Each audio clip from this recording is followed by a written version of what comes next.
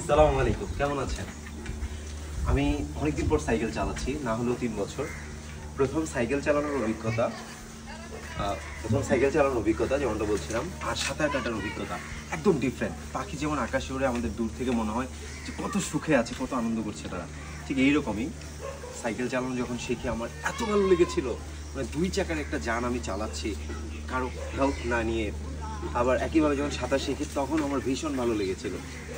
Motorcycle চালানোর সময়ও তাই, বাইক যখন চালানো শিখি।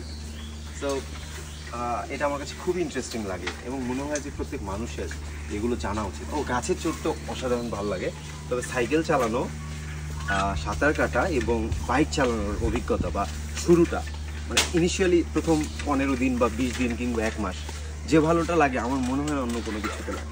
এই সাইকেলতে খুব একটা হাওয়া নেই, এই জন্য আমি টানতে পারছি না, খুব একটা সুবিধা করতে পারছি না।